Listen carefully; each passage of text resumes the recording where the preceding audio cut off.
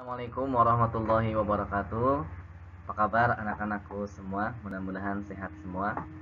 Kita lanjutkan pembelajaran kita pada hari ini mengenai listrik statis. Ya.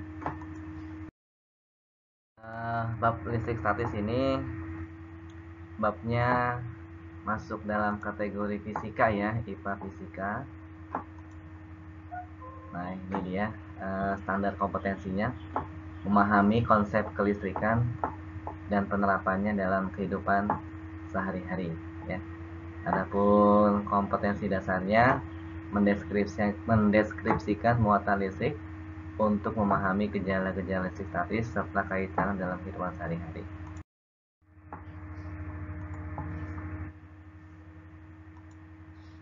Ya, adapun indikatornya ini bisa dibaca ya anak-anakku semua.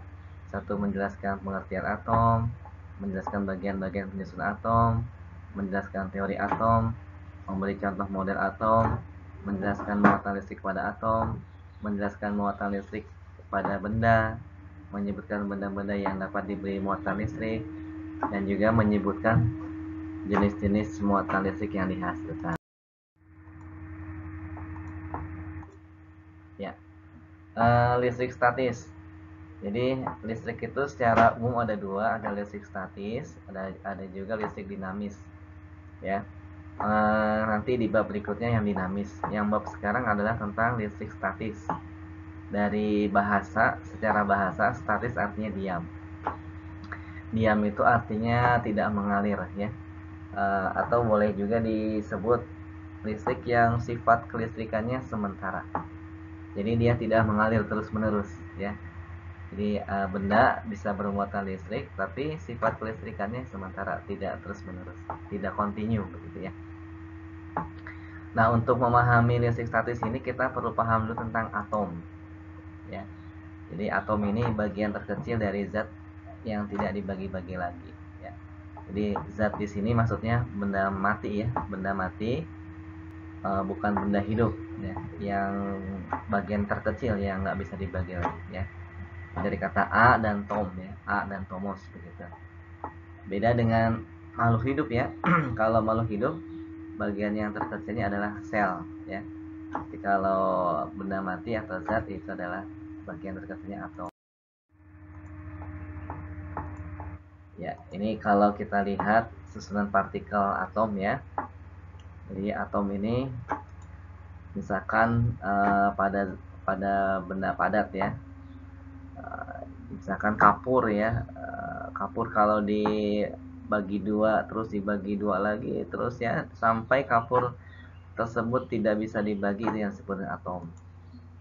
Nah, ini satu partikel atom ya. Oke. Nah, ini gambar model atom ya. Model atom. Jadi model atom ini mirip dengan model tata surya, mirip ya meskipun tidak sama ya. Jadi ada bagian inti atom di tengah-tengahnya ya. Ada bagian inti atom di tengah-tengahnya ya. Kemudian di luarnya ini adalah bagian kulit atom begitu ya. Di dalam inti atom ini ada dua jenis partikel ya, yaitu satu partikel yang bermuatan positif, proton ya.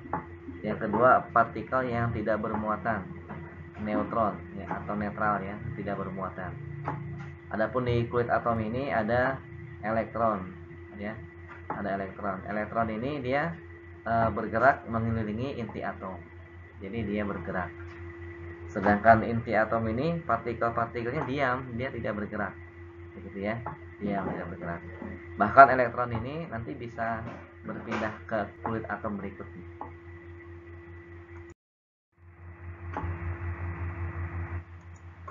Ya, kita pelajari teori atom ya.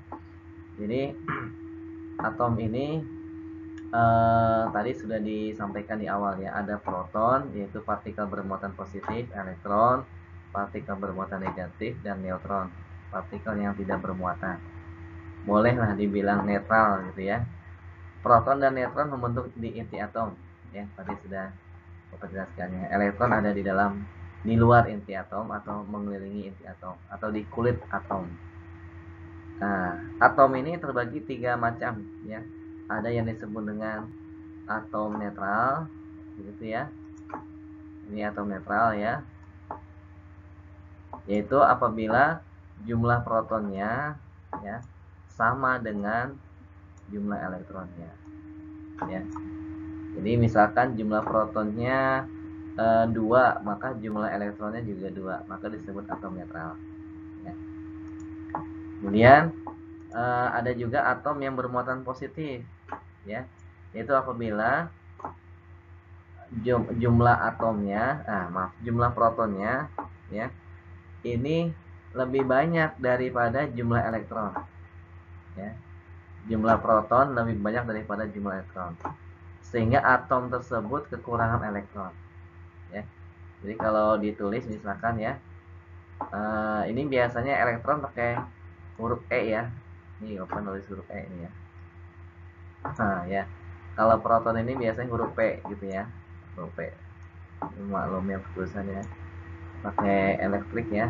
Jadi kalau atom positif ini jumlah protonnya ya, kita tulis P-nya gitu ya. Nah, ya.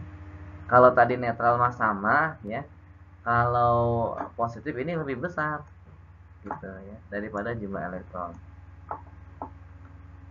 Nah, gitu ya. Tapi kalau yang terakhir, nah ini ada yang disebut dengan apa nih? Ada yang disebut dengan atom, bukan itu ya. Ada yang disebut dengan atom bermuatan negatif, ya. Jadi atom bermuatan negatif dia kelebihan elektron. Ya. Tadi kalau atom bermuatan positif dia kekurangan elektron. Kekurangan elektron artinya protonnya lebih banyak daripada elektron. Kalau kelebihan elektron ini artinya ya protonnya lebih sedikit ya daripada elektronnya gitu ya, kira-kira gitu ya.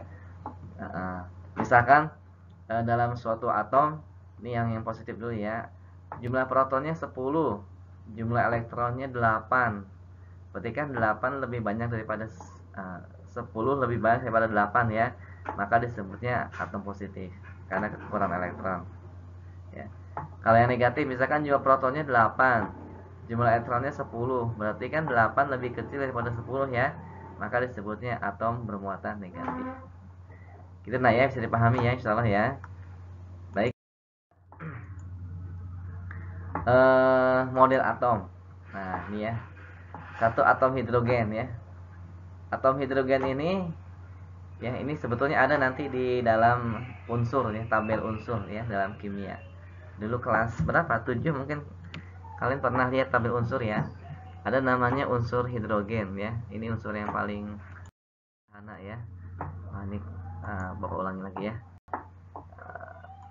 Oke, Bapak ulangi lagi yang hidrogen.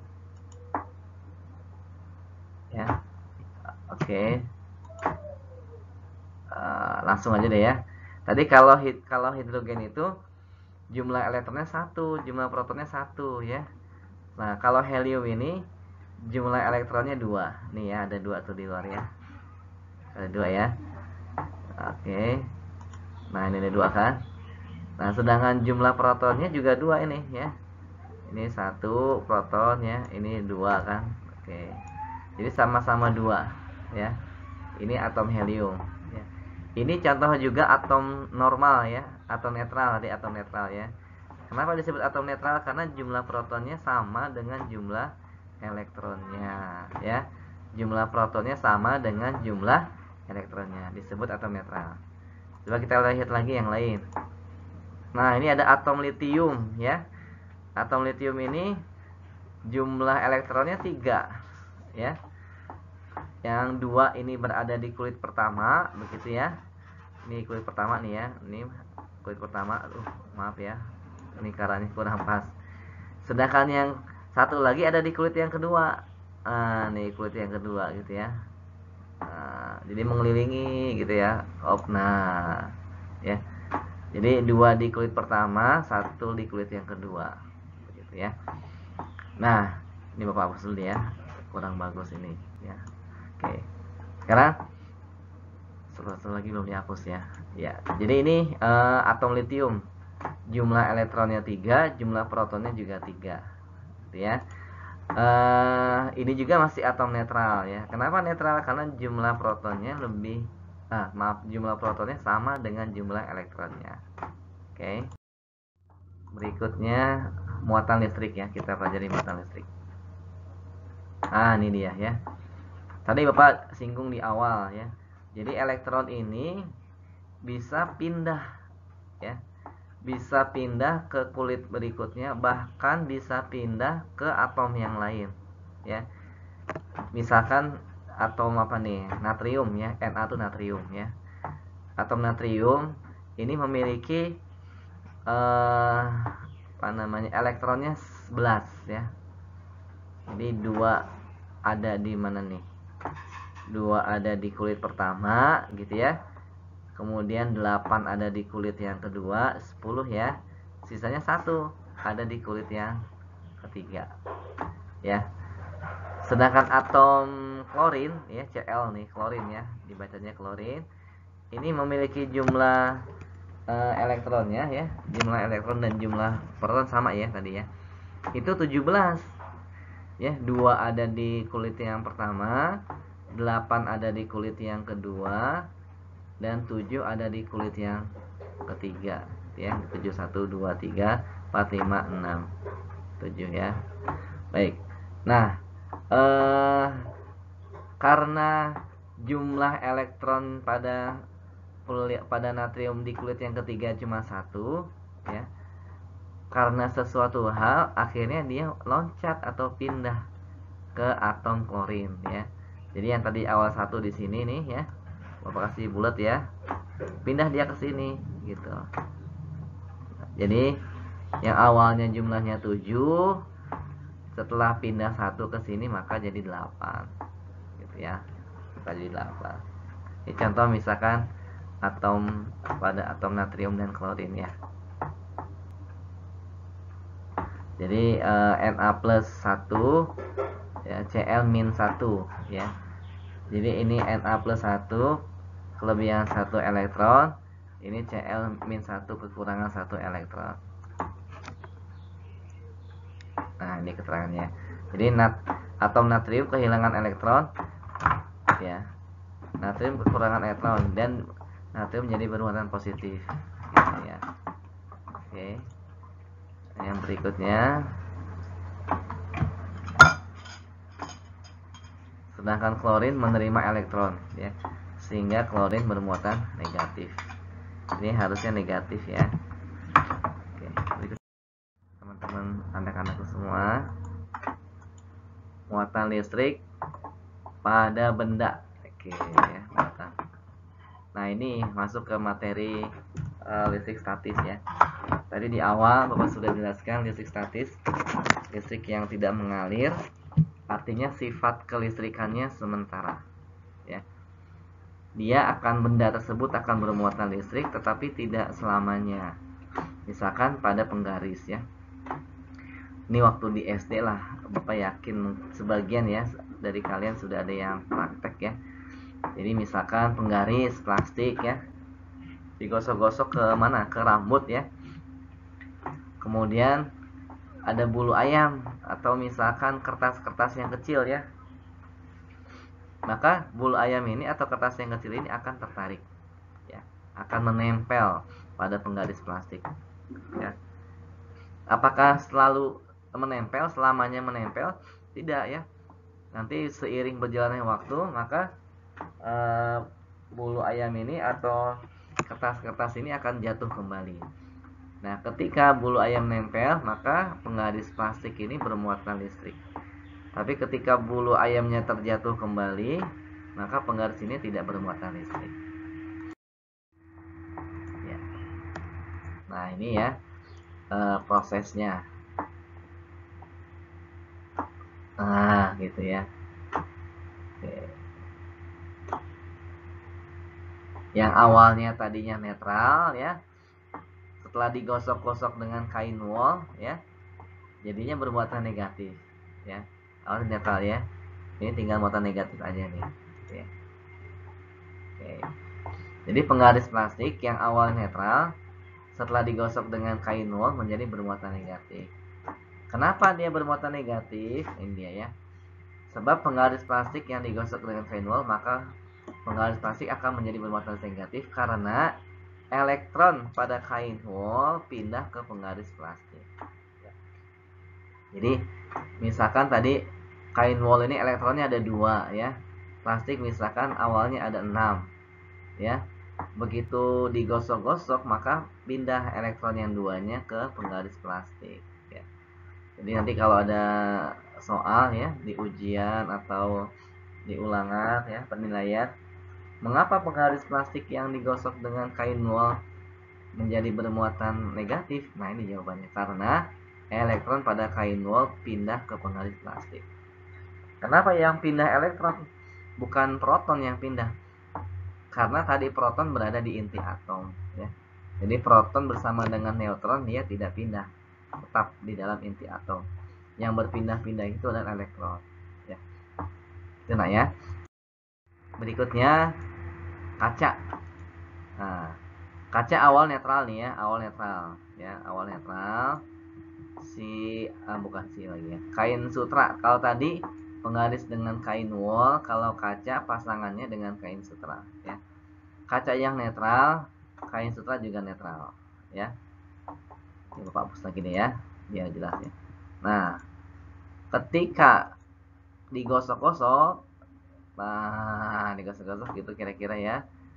Oke, ternyata si kaca ini menjadi bermuatan positif ya. Nah ini ya, yang tadinya kan netral ya, jadi bermuatan positif tuh ya, positif kan. Mengapa bisa bermuatan positif? Nah ini biasanya suka sering ada soal ya. Jawabannya ini ya, karena elektron pada kaca pindah ke kain sutra. Jadi elektron ada yang di kaca pindah ke kain sutra ya. Ingat yang pindah itu elektronnya ya nak ya, bukan protonnya ya. Jadi elektron di kain kaca pindah ke kain elektron di kaca pindah ke kain sutra ya, sehingga kaca bermuatan positif ya. Itu ya dua contoh ya. Kalau tadi yang pertama adalah penggaris plastik dengan kain wol, kalau contoh ini yang kedua adalah kaca digosok dengan kain sutra.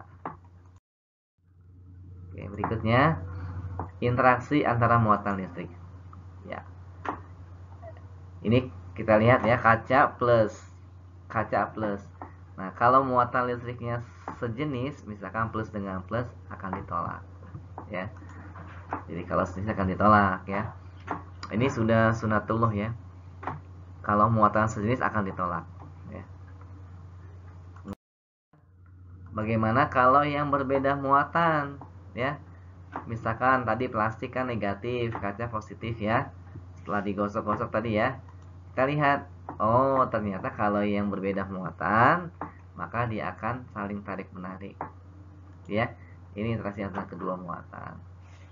Oke ya.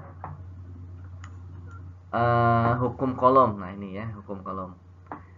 Jadi kolom ini adalah seorang ilmuwan yang dia mengkaji gaya ya yang terjadi antara dua buah muatan ya. Misalkan di sini ada muatan 1 ya, ini Q1, ada muatan 2 Q2 ya. Dalam contoh ini Q1-nya positif muatannya, Q2-nya positif. Tadi ingat nah ya, kalau positif dengan positif apa yang terjadi? Tolak menolak. Akan ada gaya tolak menolak ya. Pertanyaannya, berapa besar gaya tolak menolaknya gitu ya.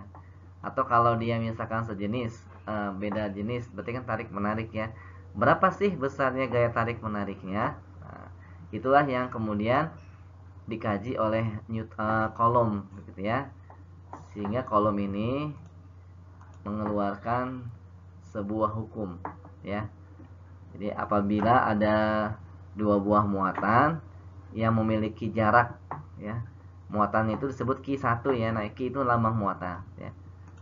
Apabila ada dua Q1 ya. Kemudian ada muatan 2 Q2, kemudian dia berjarak ya antara 1 dengan 2, ada R jarak nih ya.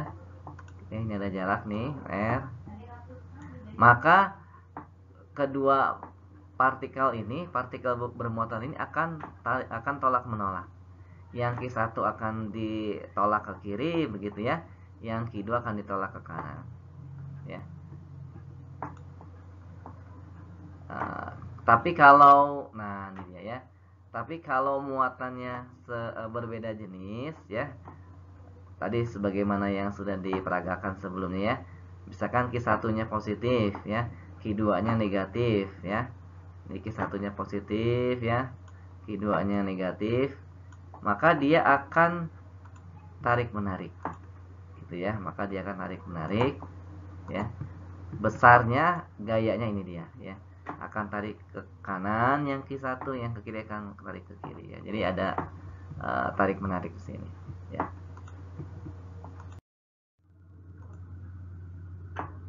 Nah, ini dia. Berapa besarnya gaya tarik menarik atau tolak menolak? Nah, ini dia. Menurut kolom, besar gaya tarik menarik atau tolak menolak antar muatan sebanding dengan besar muatan masing-masing dan berbanding terbalik dengan kuadrat jarak kedua muatan. Ya. Jadi kata-kata sebanding di sini ya. Nah ya, ini ada kata-kata sebanding ya. Jadi maksudnya ini sebanding itu ya ini sebanding berbanding lurus ya. Jadi dengan muatannya sebanding atau berbanding lurus ya. Sedangkan dengan jaraknya, nah ini jarak ya. Dengan jaraknya itu dia berbanding terbalik gitu ya. Dengan jaraknya berbanding terbalik. Maka ada di bawah. Jadi kalau sama-sama di atas dia berbanding lurus, kalau satunya di kirinya di atas, kanannya di bawah, maka dia berbanding terbalik. Ya. Sudah begitu, tidak hanya berbanding terbalik, tapi dikuadratkan. Maka disebutnya kuadrat jarak antar kedua muatan. Ya. Jadi F ini adalah gaya kolom, satuannya sama Newton ya, dengan gaya-gaya yang lain. Sedangkan Q ini adalah muatan. Ya. Boleh ditulis dengan huruf kecil Q1 ya, atau boleh huruf besar juga nggak apa-apa ya, Q1. Adapun R jarak ini satuannya meter. Kalau muatan satuannya kolom ya, ditulisnya C. Sedangkan K-nya ini adalah ketetapan yang nilainya sudah ditentukan. Berapa nilainya nih dia? 9 kali 10 pangkat 9 Newton meter kuadrat per kolom kuadrat. Baik anak-anak sekalian, materi hari ini sampai sini dulu ya. Bapak nanti akan lampirkan juga video Bapak tentang cara menghitung gaya kolom ya. Nanti kalian simak juga video cara menghitung gaya kolom. Nanti Bapak juga akan kasih soal yang berhubungan tentang gaya kolom. Sekian materi hari ini. Terima kasih atas perhatiannya. Mohon maaf atas segala kekurangannya. Tetap jaga kesehatan ya nak ya. Semoga kita semua diberikan perlindungan oleh Allah Subhanahu wa taala. Assalamualaikum warahmatullahi wabarakatuh.